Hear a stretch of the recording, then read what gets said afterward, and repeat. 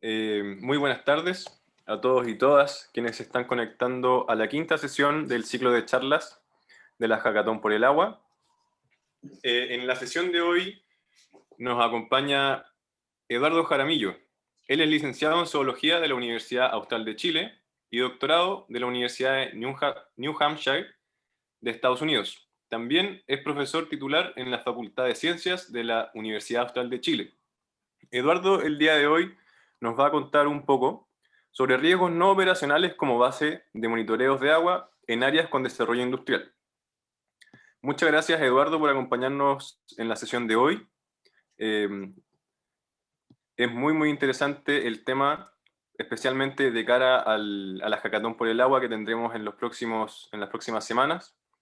Así que, sin más, te dejo la palabra para que puedas presentar. Adelante. Gracias, Cristóbal. Buenas tardes.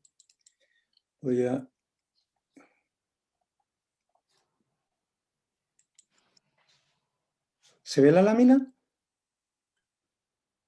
Se ve bien. Bien.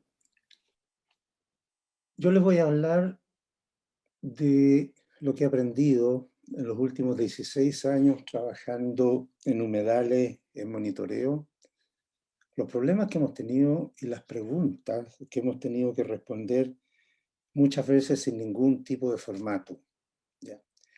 Para ello, yo voy a basarme en los cambios ambientales que ocurrieron en el año 2004-2005 en el humedal del río Cruce, al lado de Valdivia, y que es el primer sitio Ramsar o el primer sitio reconocido internacionalmente como de importancia ecológica en Chile. ¿Ya? Yo puse aquí una lámina de cisne. Estos cisnes están aquí. ¿Y por qué están aquí? Porque hay una planta acuática, el luchecillo, una planta que sirve de alimento a los cisnes. ¿Y por qué? Porque los cisnes son aves acuáticas herbívoras. Yo para desarrollar esta ponencia voy a saltar desde este par de años al 2012 y de ahí al presente. El humedal del río Cruce, yo les decía, es un sitio Ramsar, es un monumento nacional. ¿Bien? Es el primer sitio Ramsar en Chile. ¿Bien? Y fue creado debido a la alta diversidad de aves acuáticas y plantas acuáticas que había en el humedal. ¿Cuál va a ser el temario de esta charla? Yo trato de ser siempre lo más corto posible. El temario incluye 5 puntos, una descripción muy general de lo que ocurrió durante la primavera del año 2004, el estudio que hicimos durante esos años para entender el porqué de los cambios ambientales. Después me voy a dirigir al 2006-2012, cómo se recuperó gradualmente la calidad de agua y el componente biológico que fue afectado al 2004 y 2005. Voy a mencionar el origen de los programas de diagnóstico y monitoreo ambiental del humedal del río Cruce. El monitoreo actual, o el monitoreo que se ha realizado durante los 5 años en el humedal, es el monitoreo más extenso, más profundo que se realiza en Chile en un humedal. Y no sé si lo saben, pero van a ver en esta charla, van a ver la razón de por qué es un monitoreo tan profundo, tan diverso. Finalmente voy a entrar a los riesgos no operacionales que consideramos nosotros que debiera ser la base de los diseños de monitoreo de agua en áreas donde hay desarrollo industrial cerca de los humedales. Y voy a mencionar 3 ejemplos y voy a terminar con algunas conclusiones o reflexiones. ¿Cuál fue la situación ambiental del humedal durante el año 2004? Este es el humedal. Fíjense esa línea azul oscura. Esa línea azul era el río Cruces y varios ríos tributarios antes del terremoto mayo del 60. Debido a ese terremoto, hubo subsidencia continental, es decir, el suelo, el fondo, la tierra toca, se hundió por aproximadamente 2,2 metros y por lo tanto el agua inundó las partes bajas aledañas a los antiguos ríos y hoy día lo que observamos son los bosques fantasmas que son los testigos de la subsidencia continental. Dicho sea de paso, y es muy relevante, este es un humedal compuesto por ríos, pero estos no son ríos, son todos estuarios, ¿ya? Valdivia realmente no es la ciudad de los ríos, es la ciudad de los estuarios.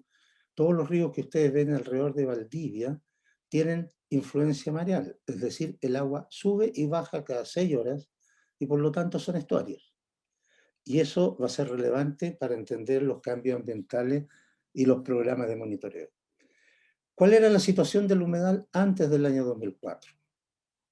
Cisne de cuello negro era la colonia reproductiva con mayor cantidad de individuos en el neotrópico, es decir, en todo el cono sur de Sudamérica. El cisne de cuello negro es una de 6 especies de cisne en el mundo. Y este humedal estaba cubierto por una planta acuática, el luchecillo, que era el alimento de los cisnes. Eso era hasta el invierno y la primavera del año 2004. Pero ¿qué ocurrió en esa época? Hubo emigración masiva de cisnes, los cisnes se fueron del humedal y mortalidad por causa desconocida. Encontrábamos cisnes y no sabíamos por qué estaban muriendo. Había desaparecido el luchecillo de gran parte del humedal y lo que quedaba estaba constituido básicamente por tejidos necróticos, es decir, en descomposición. Y finalmente, en la primavera del año 2004, aguas color marrón empezaron a salir del humedal y llegaron hasta la proximidad del río Valdivia con el río Calle Calle. Eso es lo que ocurrió. Y la CONAMA de ese tiempo, la Comisión Nacional del Medio Ambiente, contrató un estudio a la Universidad Austral de Chile para evaluar el por qué estaba ocurriendo esto. ¿Y qué se concluyó? Que había una relación entre esos cambios, fundamentalmente entre cambio de calidad de agua y afectación del humedal, e inicio de la producción de celulosa en la planta Valdivia de la empresa Arauco. La planta Valdivia se había instalado aproximadamente 25 kilómetros aguas arriba del humedal del río Cruce, yo le pongo aquí HRC, y había comenzado a operar en febrero del año 2004. Eso es básicamente los cambios ambientales que ahí ocurrieron. ¿Qué pasó entre el 2006 y el 2012?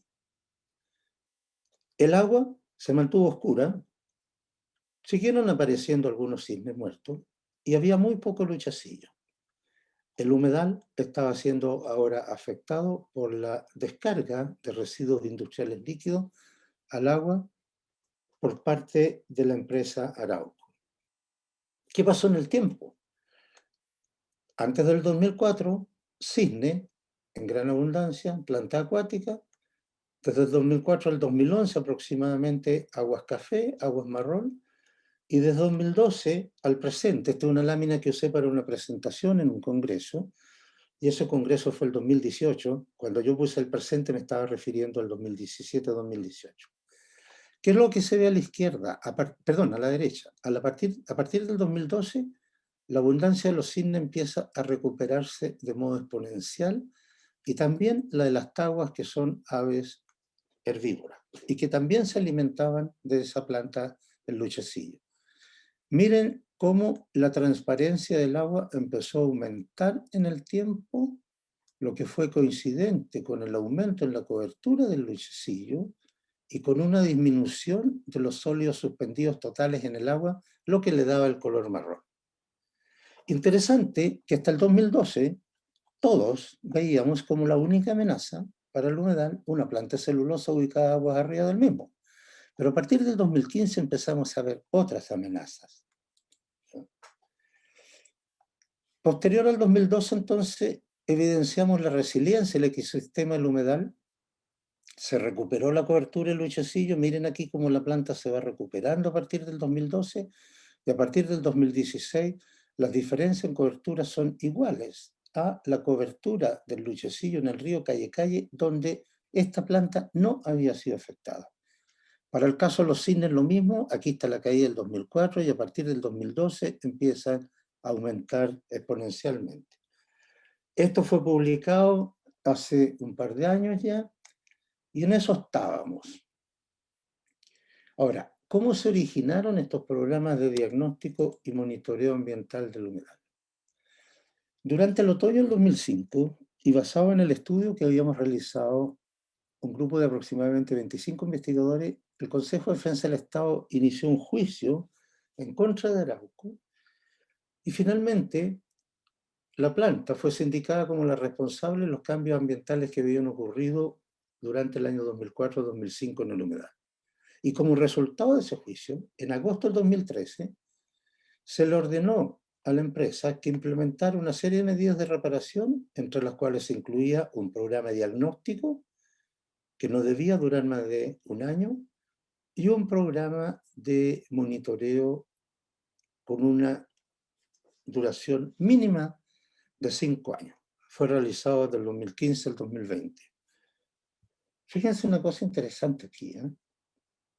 El estudio lo realizó la Universidad Austral de Chile. Ese estudio fue utilizado como prueba en el Consejo de Defensa del Estado. Y ustedes aquí ven el logo de la universidad que realizó el programa de diagnóstico y monitoreo.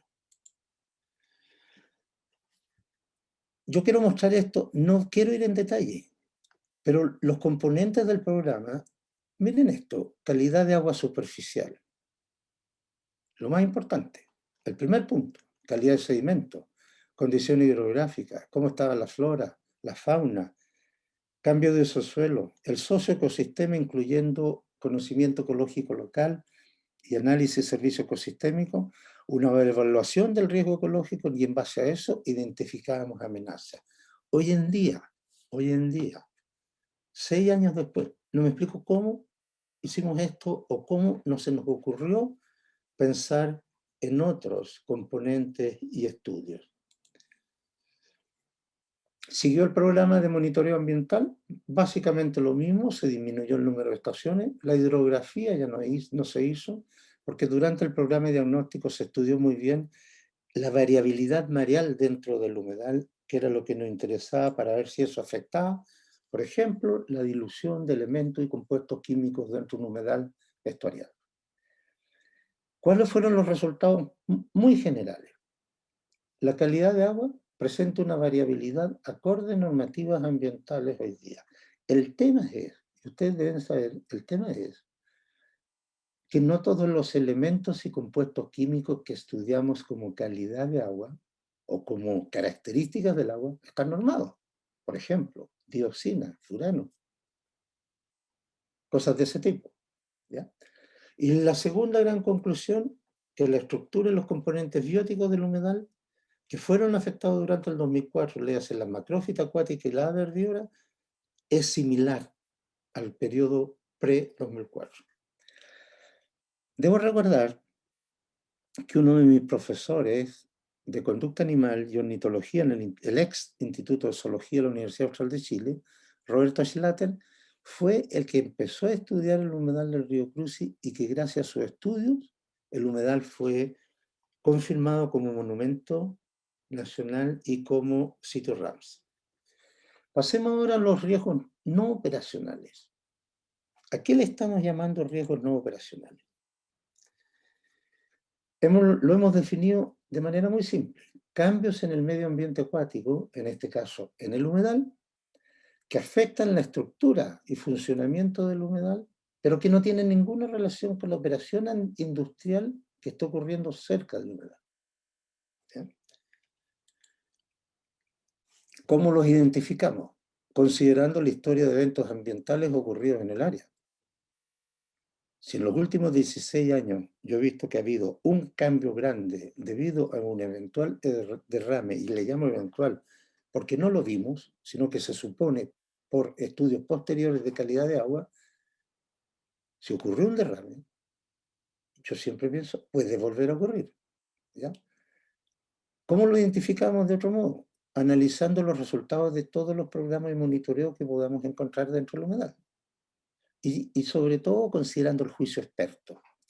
Y en el juicio experto nosotros consideramos el conocimiento ecológico local, el conocimiento que tiene la gente del lugar, las comunidades sobre la calidad del agua.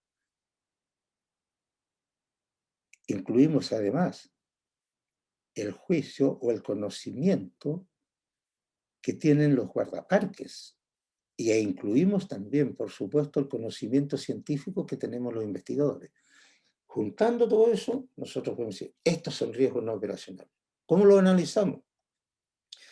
Utilizamos la aproximación gráfica Bowtie o MITA, tendiente a evaluar riesgos, causas, consecuencias y mecanismos de control.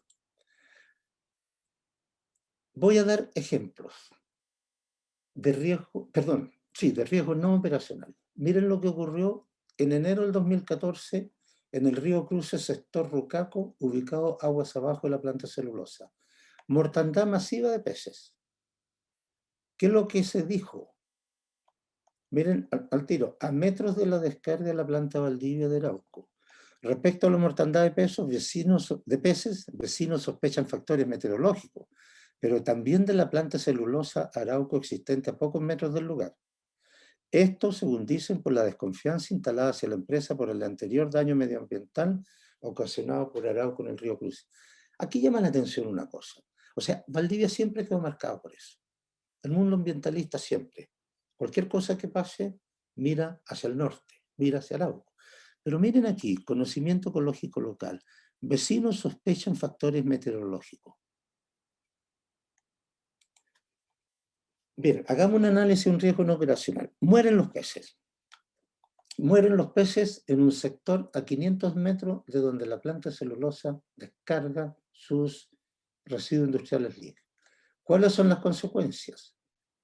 Se altera la abundancia poblacional de los peces, se disminuye la oferta alimentaria para las aves carnívoras, porque las garzas, que nunca fueron afectadas por los cambios del 2004, son carnívoras. ¿Y qué se alimentan? De pequeños peces que ocurren en las riberas de estos humedales. Pero donde empiezan riesgos no operacionales es lo siguiente, que debido a la muerte haya que detener la operación de la planta, porque hay una demanda judicial. Se pierde el capital reputacional de la empresa. Hay reclamos o rearmes de ONG.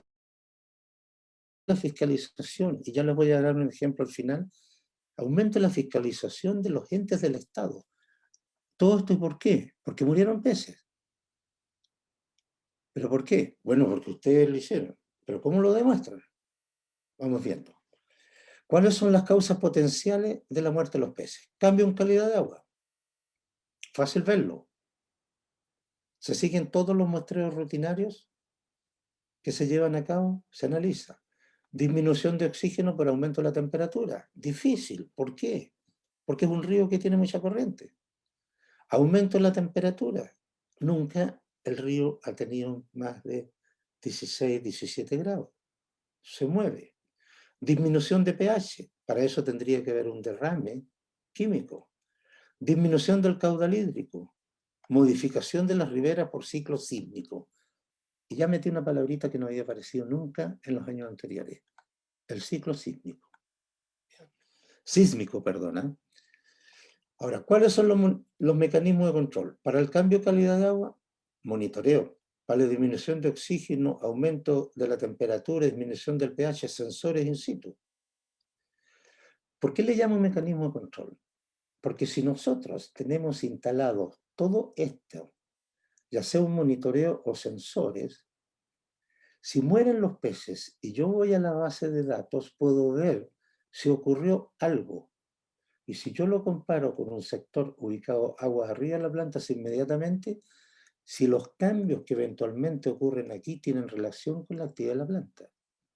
Pero ¿qué pasa si yo no tengo instalados sensores? Si no tengo un monitoreo adecuado, ¿cómo voy a saber? Para la disminución del caudal, vemos los datos de la Dirección General de Agua y estaciones pluviométricas, vemos la lluvia y vemos el caudal, podemos verlo. Modificación de las riberas, podemos analizar imágenes satelitales y datos de GPS. Yo me pregunto hoy día, esto fue el 2014, ¿por qué no se ha fallado ahí todavía? Yo estoy convencido, uno obviamente siempre se puede equivocar, pero estoy convencido que nunca va a haber un responsable. Porque no hay modo de demostrar que los peces murieron porque bajó el pH, porque no habían sensores instalados. No hay modo de demostrar que la ribera cambió porque se levantó el continente en ese punto y se secó el suelo, porque no habían datos. Por lo tanto, todo esto, todos estos mecanismos de control o falta de datos inciden en la presencia de estos riesgos no operacionales. Riesgos que afectan a la operación de la planta, pero que no están relacionados con una planta industrial. Ejemplo 2. El luchecillo se había recuperado, un mundo feliz, los cisnes aumentando, la reproducción de los cisnes aumentando. ¿Y qué pasó durante el invierno y la primavera del año 2020? De repente, cuando se podía ver, hoy día, por ejemplo, no pudimos salir a terreno en la mañana porque llueve, y cuando llueve dentro del humedal pueden haber olas de 80 centímetros, 100 centímetros, un viento. No es fácil, además no es fácil navegar en el invierno con mucha agua porque uno no ve los troncos sumergidos y puede pasar arriba de los troncos o chocar con los troncos. Cuando bajó el caudal, empezó a bajar por septiembre, vimos esto. Uy, miren, muchos sedimentos. ¿Dónde está el luchecillo? Quedan pocos restos del luchecillo. ¿Qué ocurrió? ¿O qué podría haber ocurrido? Empezamos a revisar todo el humedal y miren, cada uno de estos puntos son secciones de 500 metros que recorrimos todo el humedal. Eso fue el 2 de diciembre. Y la condición 1, en muchas partes encontrábamos luchecillo sin manchones café o negro, con mucha cobertura cercana al 100%, de un color verde, plantas sanas. Y miren, habían plantas sanas ahí arriba, por acá, hay verde por ahí. La condición 2, en amarillo, la cobertura, menor cobertura, plantas de color café, plantas verdes en poca proporción, los talos estaban ramoneados por cisne, cobertura cercana al 50%, amarillo. La condición 3, esta es la condición 3. Miren, ahí mucho sedimento. Desapareció el luchecillo ahí. La condición 3, en estas partes ahí, y acá, blanco, no es que no hubiera luchecillo, nunca hubo, porque el hábitat no es idóneo, no está en las profundidades adecuadas. ¿Cómo podíamos explicar esta situación tan heterogénea? Porque la comparábamos. Yo tengo la suerte de estar trabajando en el humedal desde hace 16 años, uno de mis temas de investigación, y obviamente después de tantos años uno sabe que aquí el luchecillo no está, porque el luchecillo necesita otro tipo de profundidad, otra inclinación de los fondos y cosas de ese tipo. Pero ¿por qué esta situación heterogénea? Tan diferente de lo que había sido el 2004, porque el 2004 habríamos visto todo esto de un solo color, todo desaparecido, o con muy pocas plantas. ¿Ya? ¿Cómo? Entonces,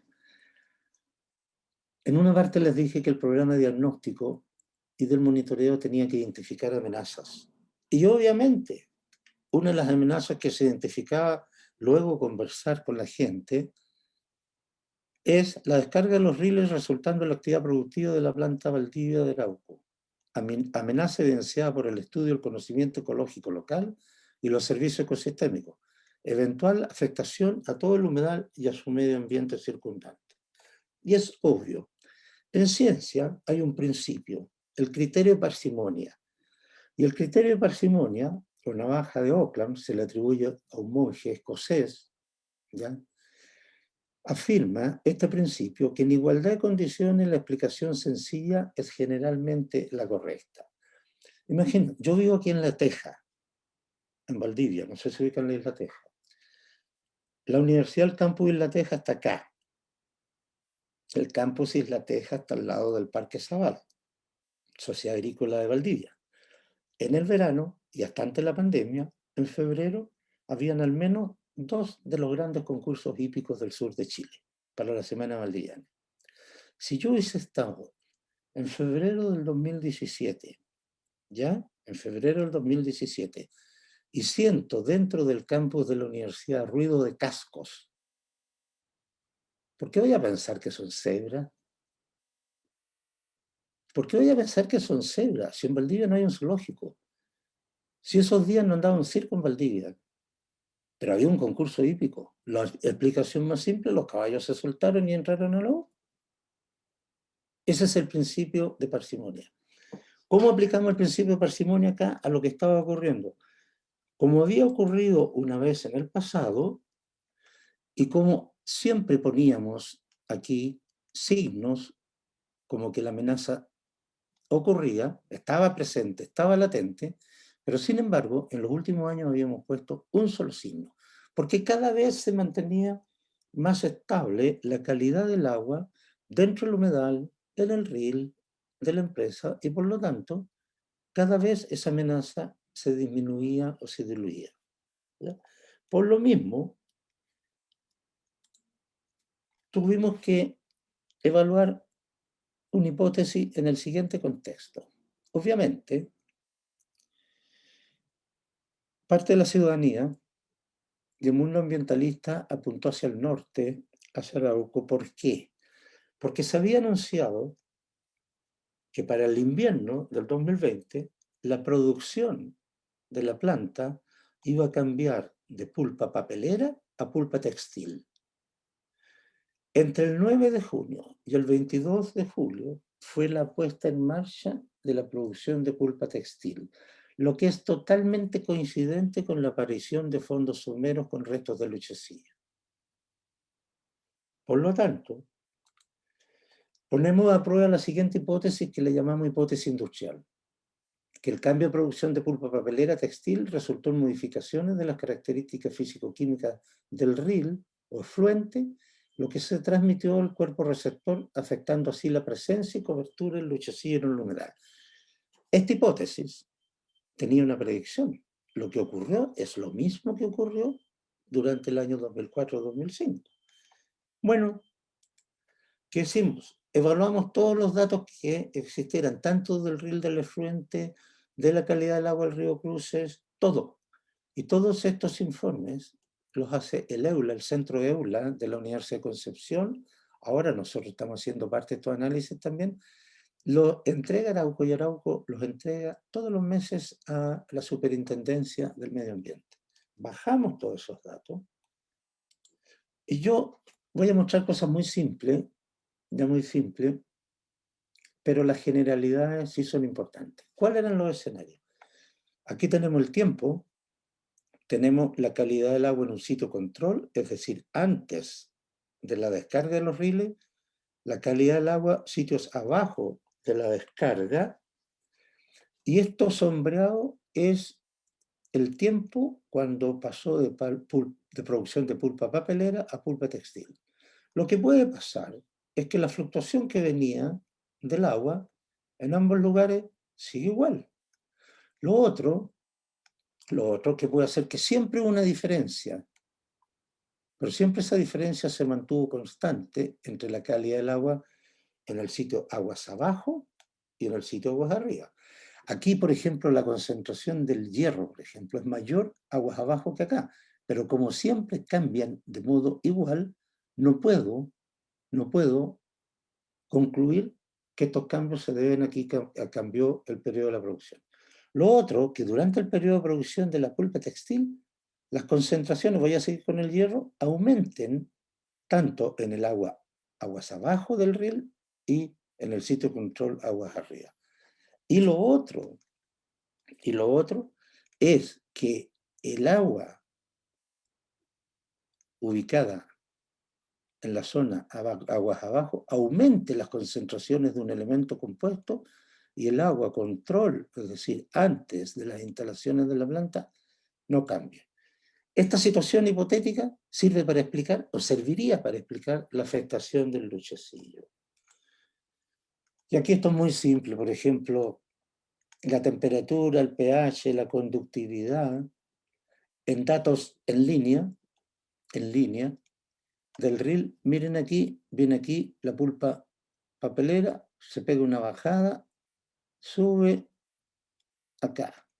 Aquí el pH baja un poco, pero lo más interesante es acá. Cuando hay producción de pulpa textil, la conductividad que expresa qué cantidad de sales hay en el agua, miren, es menor. Eso es bien simple.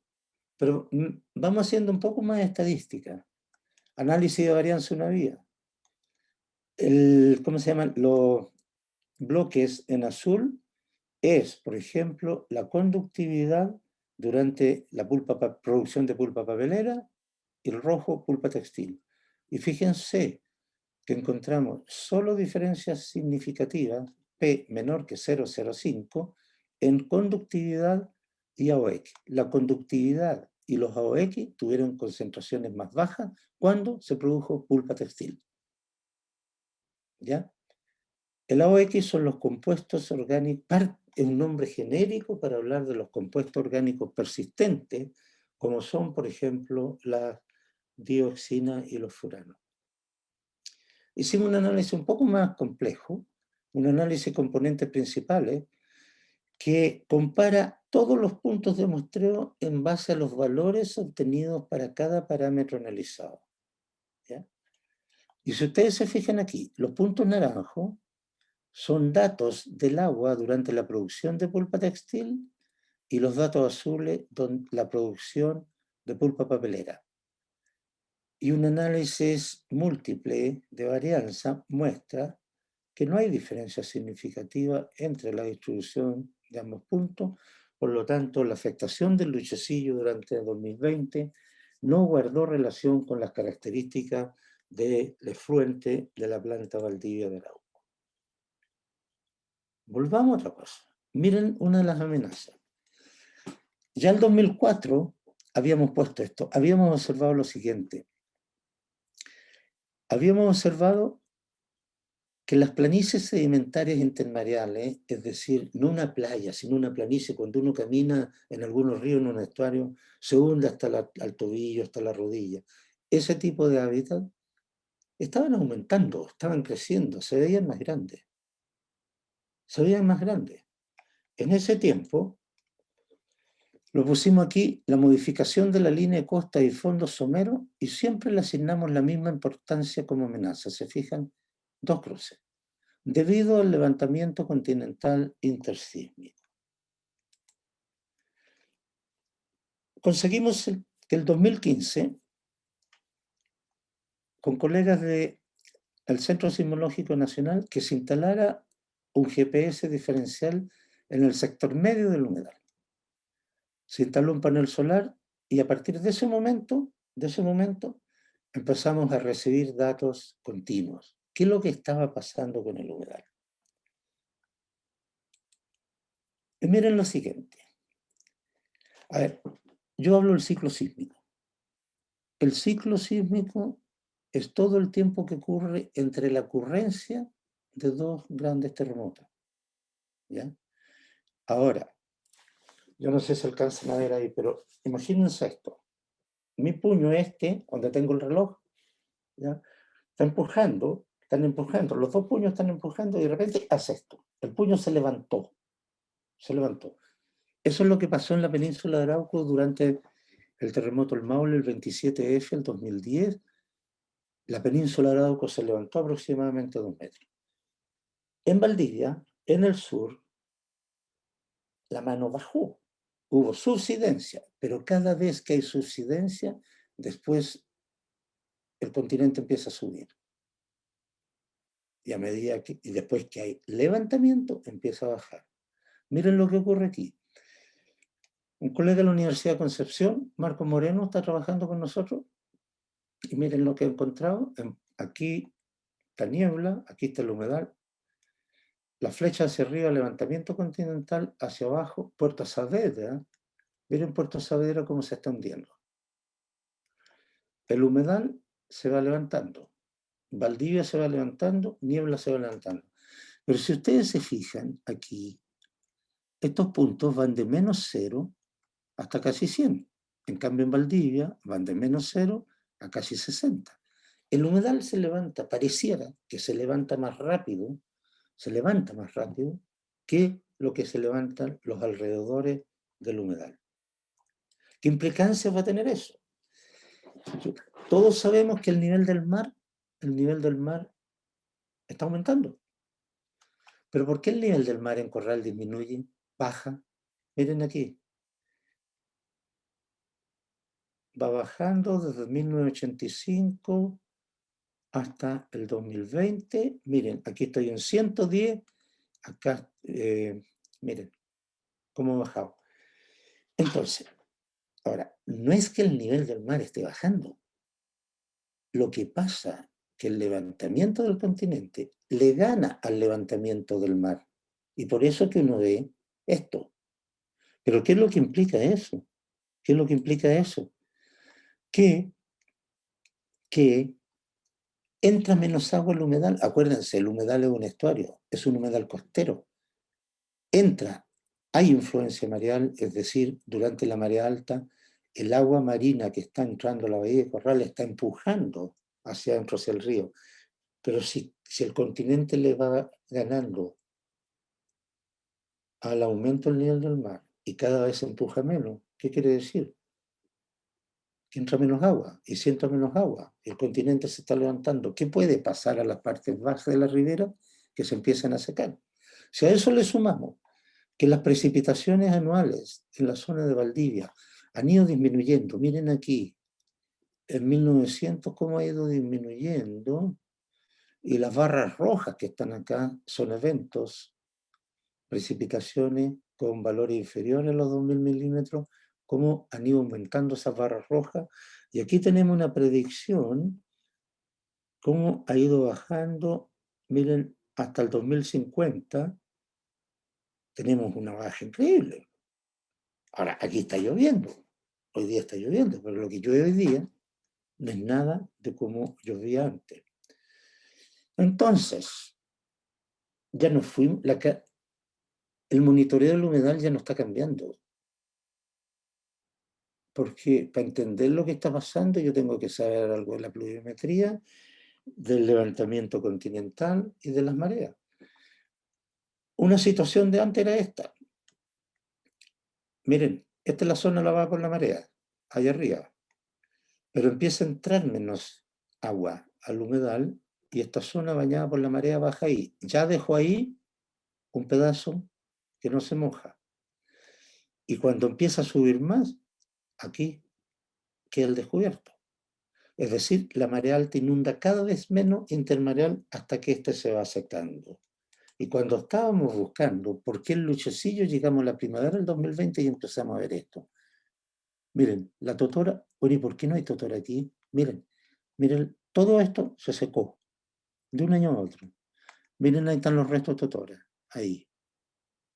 Se secó, murió porque cambió la calidad de agua determinada por la concentración de nitratos, hierro, selenio, molibdeno o qué sé yo. O se secó porque hay una variable o un parámetro que nosotros no incluimos en un programa de monitoreo. Y finalmente llegamos al tercer ejemplo. Esto está ocurriendo ahora. Estas son fotos del fin de semana pasado.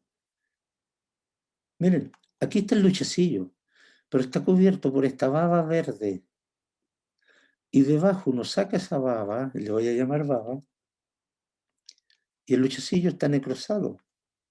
Está muerto muriendo. ¿Y qué es lo que es eso?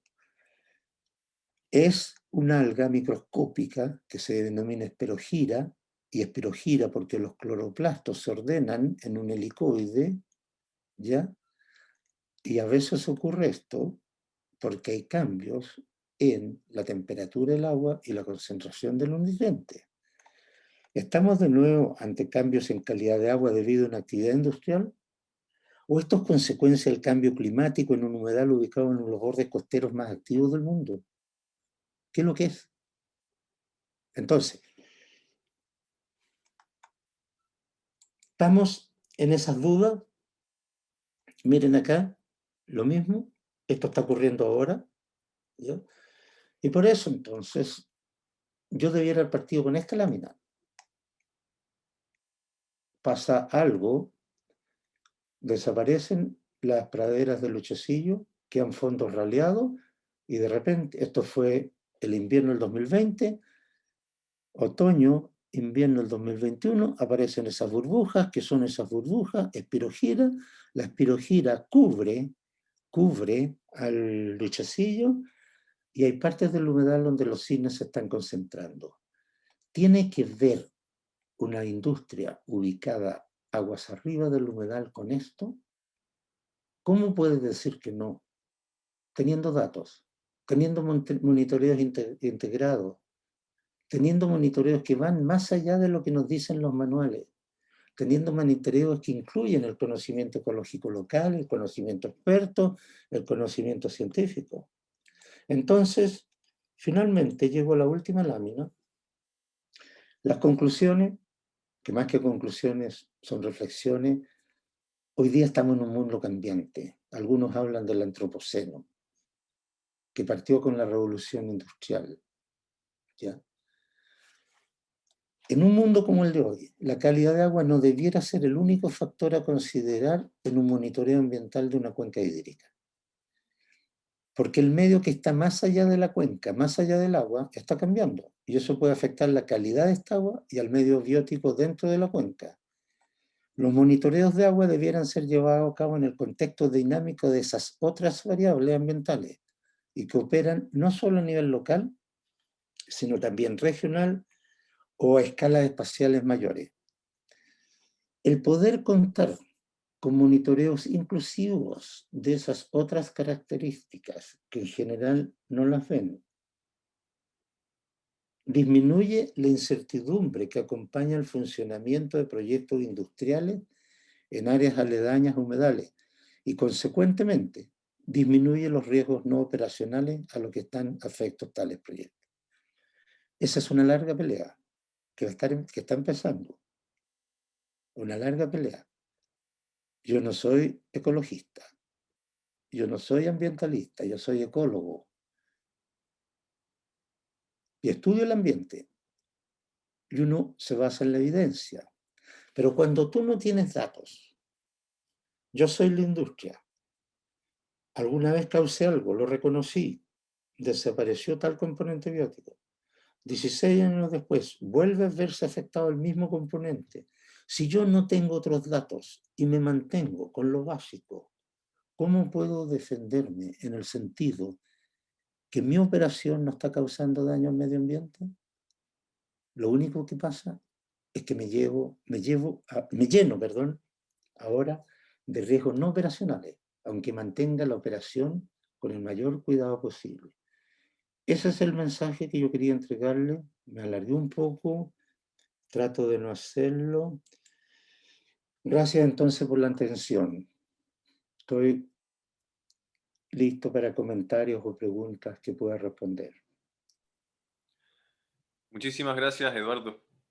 Verdaderamente muy interesante la charla y muy interesante también la forma en que se concluye con reflexiones que quedan un poco fuera quizás de los prejuicios que uno podría tener. Hay algunas preguntas que surgieron a través de la charla. La primera, de Gustavo Yanquepi. Profesor, ¿son las únicas causas potenciales descritas en la lámina Bowtie los factores de riesgo en la muerte de peces? Mencionó contaminación por furanos, dioxinas. ¿Es necesario investigar e implementar métodos de muestreo para contaminantes emergentes?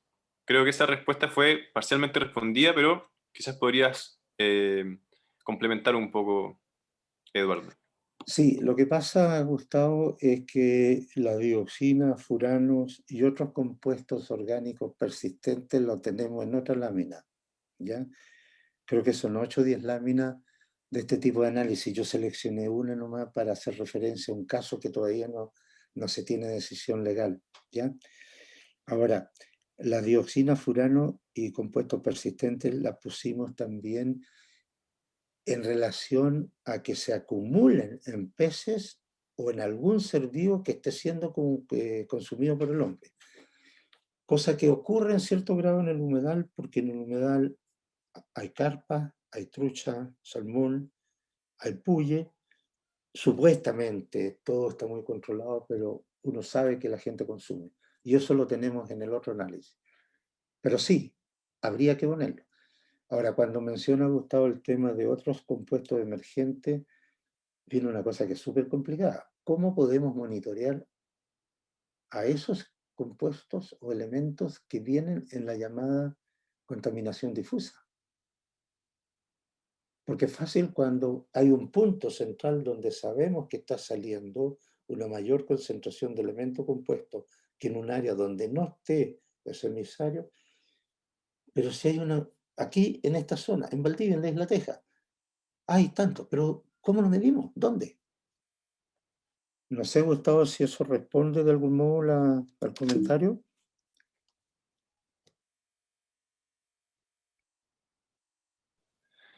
Gustavo responde que sí, profesor, y muchas gracias. ¿Podría aprovechar de explicar qué son los furanos y las dioxinas? A ver, los furanos, perdón, las dioxinas y furanos son compuestos orgánicos persistentes, es decir, que persisten ya en nuestro cuerpo porque tienen afinidad, por ejemplo, por las grasas, ¿ya? Entonces persisten en el tiempo. A ver, yo puedo tomarme este vaso ya con coliformes fecales y probablemente me tome una diarrea, ¿ya? Pero si en este vaso yo no veo nada, pero dentro hay arsénico que no lo veo, ese arsénico se va a ir acumulando en el cuerpo y eso es lo que se denominan los compuestos, los elementos y compuestos persistentes, ¿ya? Ahora, las dioxinas y furanos son de los elementos o los compuestos realmente más cancerígenos que hay. ¿Y de dónde se producen? Se producen, por ejemplo, en los vertederos, donde se quema basura, en la quema del plástico, en la quema de los residuos hospitalarios, en la industria del cemento, en la industria de la celulosa. Y así, son residuos que resultan ¿cómo se llama? De ese tipo de actividad industrial. Ahora, interesante también lo siguiente, que la quema de leña genera también dioxinas y furanos. Y de repente uno se pregunta, ¿por qué las altas incidencias del cáncer a la vesícula en Valdivia, en algunas ciudades del sur de Chile? ¿Por qué? ¿No será por la quema indiscriminada de la leña? Yo hasta ahora tengo que tener las ventanas cerradas del departamento, porque si no, en una hora más, todo huele a humo. Y mucha de esa leña es leña húmeda. ¿Ya?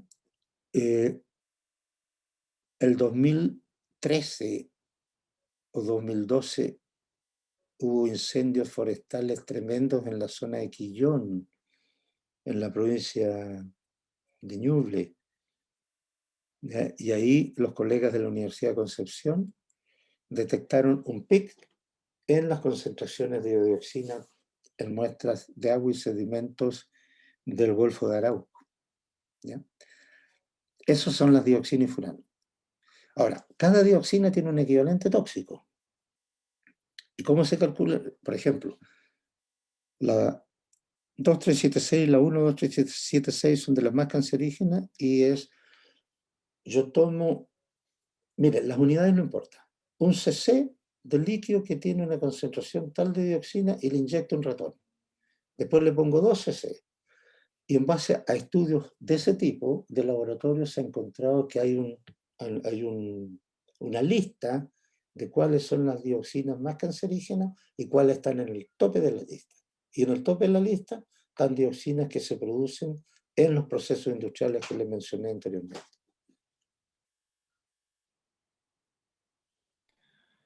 Muchas gracias, Eduardo, muy, muy claro.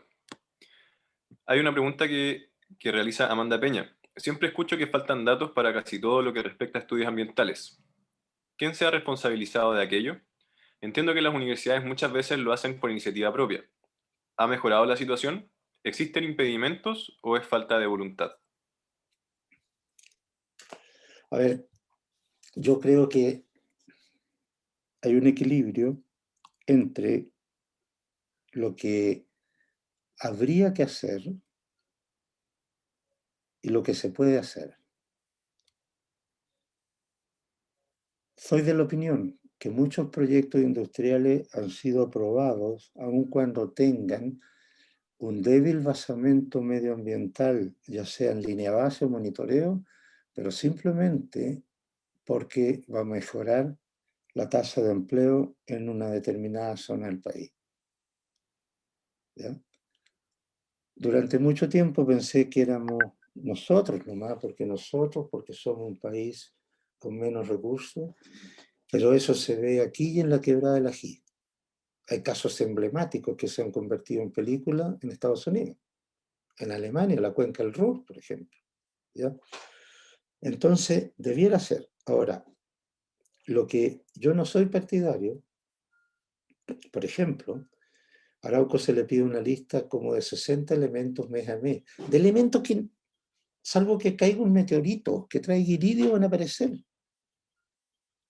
En vez de ir adaptando los programas de monitoreo a medida que tenemos más conocimiento, de tal modo de ir agregando este otro tipo de condicionantes. Hoy día, por ejemplo, en un monitoreo ambiental no podemos dejar de lado variables o parámetros que digan relación con el cambio climático. O en un país como Chile, no podemos dejar de lado el ciclo sísmico o cosas de ese tipo. ¿Ya? Ahora, las situaciones siguen similares. Yo creo que, siempre lo he dicho, que la mejor inversión para una empresa que está instalada cerca de un área urbana, de un área de un humedal, de un área rica en diversidad, es la generación de datos. Y los datos son caros de obtener, obvio. Un análisis de dioxina, medir un análisis, una muestra cuesta como 500.000 pesos. ¿Y qué hago con una muestra? Entonces, los análisis son caros, sí. Yo tengo un vehículo de 50 millones de pesos. Esto es un ejemplo, obviamente, ¿no? Un vehículo de 50 millones de pesos y el seguro me cuesta al año 10 millones, carísimo. Va a ser caro hasta que alguien me lo choca. Hasta alguien me lo choca. Los estudios que generen grandes bases de datos son caros y no son importantes hasta que vienen los problemas. Y ahí los datos pasan a ser importantes. ¿Ya? Lo que ocurrió en el invierno del 2020 acá en Valdivia, ahí se vio la importancia de los datos. En ese momento, el monitoreo se adaptó. Hubo una adaptación, un monitoreo adaptativo. ¿Cuánto se necesita para estudiar, analizar con expertos esto? Tanto. La empresa se puso. ¿Pero por qué ocurrió? No debería estar siempre. Ahora, no tenemos que irnos a extremos también. No tenemos que irnos a extremos y pedir, porque a la larga afecta la inversión y eso puede afectar la tasa de empleo y todo lo que viene detrás, pero a veces nos vamos a los extremos y pedimos todo, lo que es imposible también.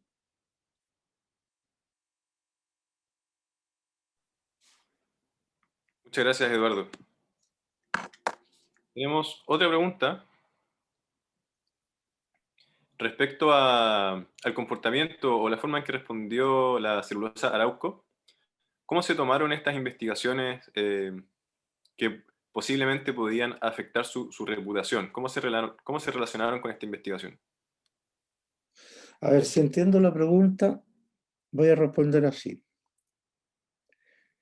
Yo dirigí el estudio que fue utilizado por el Consejo de Defensa del Estado para hacer un juicio y en base a ese juicio Arauco perdió, reconoció el error que se había cometido, o como quiera llamárselo, y poco tiempo después la misma persona, junto a otros investigadores que ya habían estudiado, estamos a cargo del programa de monitoreo. Eso que dice la gente cambia, sí. La gente, la empresa, la vida cambia. Y nos cambió, nos cambió. Está muy, en este momento, forma parte de la visión actual, por lo menos aquí en Valdivia, la gerencia acá en Valdivia, de que hay que invertir cuando se necesite algo, de que el monitoreo adaptativo, habían antes 100 pesos, pero si algo está pasando y necesitamos esta respuesta, habrá que agregarle otros 20 pesos. ¿Ya? Entonces, ¿cómo lo tomó? Yo creo que bien. Yo me camino tranquilo por cualquier parte de Valdivia o de mi país, no me considero que le estoy haciendo un favor de Arauco. Las cosas cuando hay que decirlas las decimos, y no solo yo, sino que mis colegas. Y los datos son los datos, los números son los números. Y en eso no había ningún problema. Muchas gracias, Eduardo. Tengo una última pregunta. ¿Es posible que el río sea afectado aguas arriba? Es decir, por ejemplo, que hay algún tipo de contaminación que suba con el movimiento de la fauna o similares. Buena la pregunta por dos cosas. Una, porque en ningún momento yo mencioné que aparte de la celulosa hay otras actividades que podrían afectar la calidad del agua del río Cruce. Como por ejemplo, plantas de tratamiento de agua servida. Como por ejemplo, la tala al bosque nativo. Y cosas de ese tipo, como por ejemplo cultivos intensivos en la agricultura, cultivos de arándanos, por ejemplo. Sin embargo, lo que hay que tomar siempre no es la concentración de un elemento que sale o compuesto que sale de una industria, sino que la carga. Y la carga es la concentración multiplicada por el caudal. Y eso es lo que importa. Entonces, tú juntáis 10 plantas de tratamiento de agua servida de cualidades tan pequeñas como San José de la Mariquina, Lanco, Loncoche, y no llegan al 20% del caudal gigante de una planta celulosa. Por lo tanto, hay otras actividades, pero no tienen comparación en cuanto a carga. Eso es una cosa. Y la otra cosa que es interesante la pregunta, porque captó que el agua se mueve. Porque si el humedal hubiese sido un río, capaz que nunca habría pasado lo que pasó en 2004. Pero es una historia, entonces por un momento el agua va hacia la izquierda, va hacia la derecha, y más de alguna vez ustedes habrán estado en un río o en la boca de un río al llegar al mar y deben haber escuchado la palabra, está de para, está la estoa. Y cuando el agua deja moverse, todo lo que está en el agua se deposita en el fondo. ¿Ya?